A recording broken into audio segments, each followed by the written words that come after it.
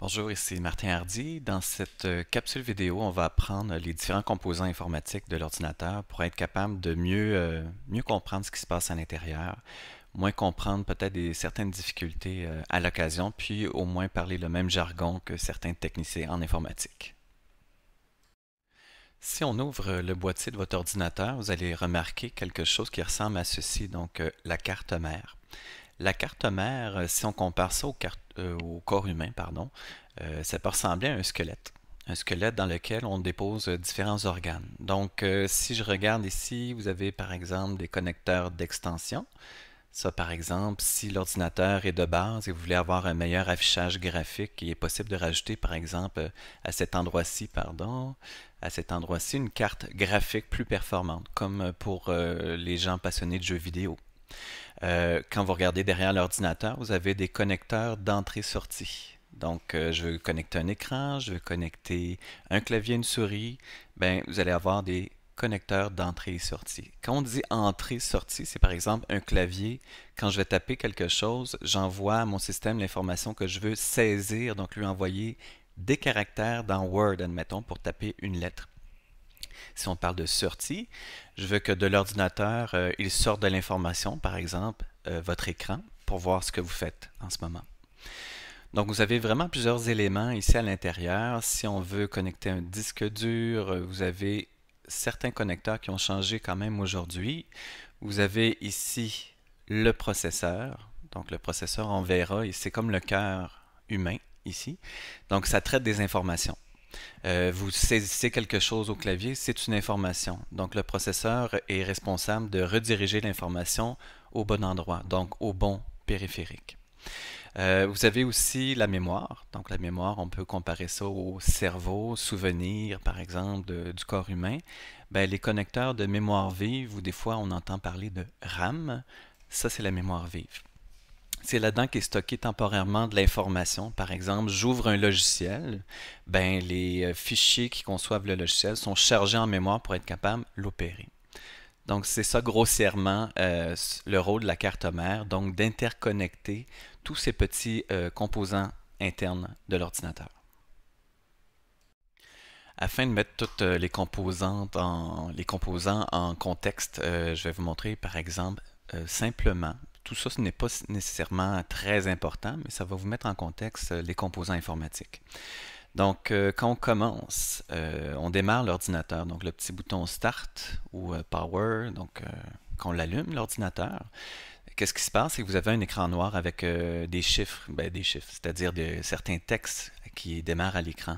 Ça, c'est la lecture du BIOS dans une certaine mémoire qu'on appelle le CMOS, pas très important. C'est-à-dire qu'il y a des instructions propres au démarrage. Donc Windows, on en reparlera plus tard. Windows est censé être capable d'opérer l'ordinateur une fois ouvert, mais pour s'ouvrir, ben, ça prend un petit programme informatique. Bref, le programme est situé dans le BIOS et le BIOS est paramétrable.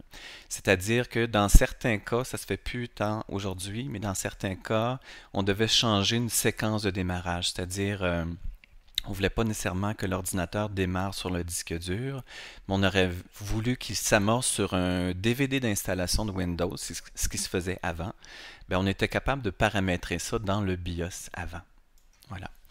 Il y a une pile aussi qui est accompagnée du BIOS. C'est tout simplement pour retenir les réglages qu'on fait dans les paramètres du BIOS, ou encore l'heure de votre ordinateur est conservée par cette petite pile-là. Donc, ça permet de sauvegarder la mémoire du BIOS.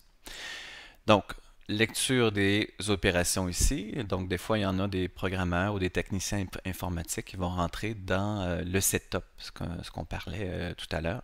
Donc, le setup qui est les paramètres de base. Donc, il y a une lecture après ça de la partie programmable du BIOS.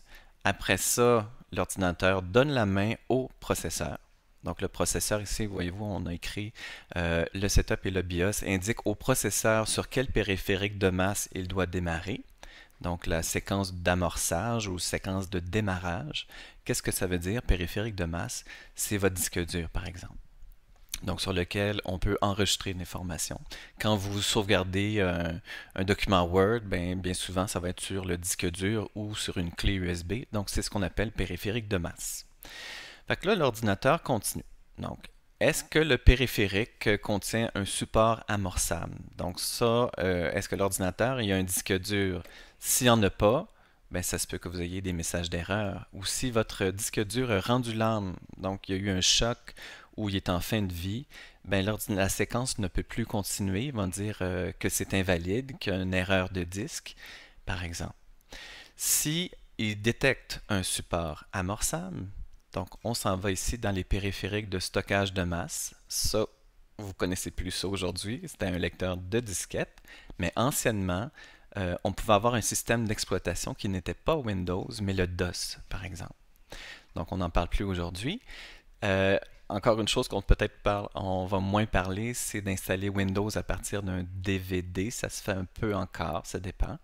Mais je peux avoir un CD ou un DVD spécial sur lequel il y a une partition de démarrage où lorsque j'insère ce DVD-là dans l'ordinateur, il va dire « Oh, j'ai un support amorçable, je vais installer Windows. » Mais normalement, ce qui se fait, c'est que dès que vous avez installé Windows, de toute façon, vous allez acheter un ordinateur. Windows devrait être dessus si c'est un PC avec Windows. Sinon, ça peut être un Mac aussi avec un système Macintosh.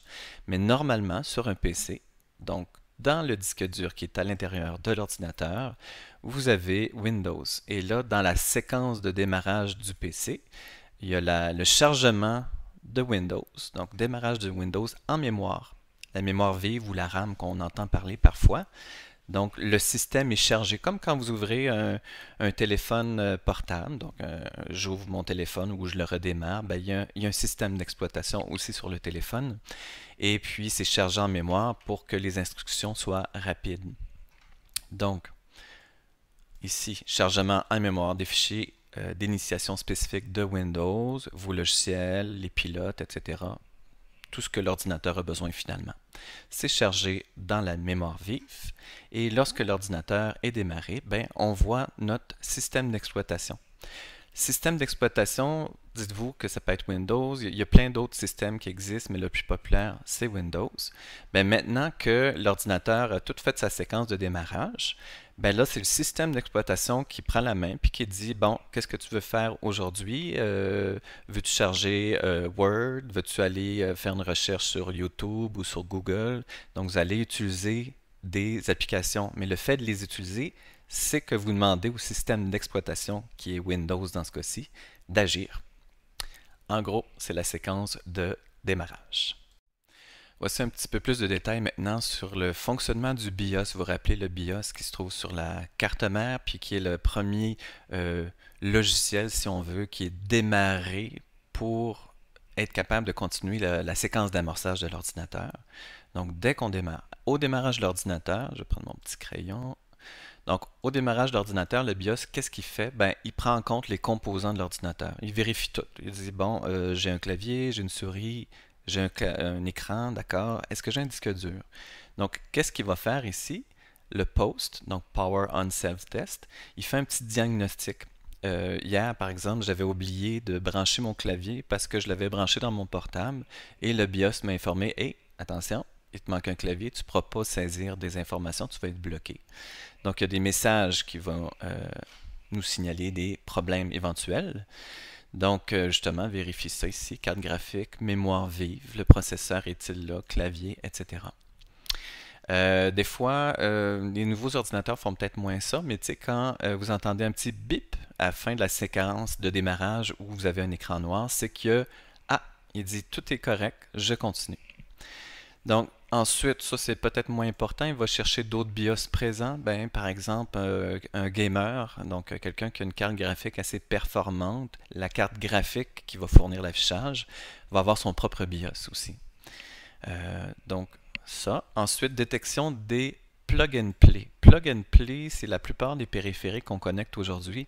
Je connecte un clavier, je connecte une souris, on le connecte en USB. Ça, c'est le nom du port. Mais quand je connecte, on n'a plus vraiment besoin d'installer ces périphériques-là parce que c'est comme si Windows les connaissait déjà. Donc, ça va pour ça. Ensuite, vous vous rappelez, on disait accès au secteur d'amorçage du disque dur. Donc, dans le disque dur, il y a une partie qui contient un système d'exploitation, puis un certain fichier ou une façon de lancer ou démarrer Windows. Donc en gros c'est ça, je vous épargne le jargon ici.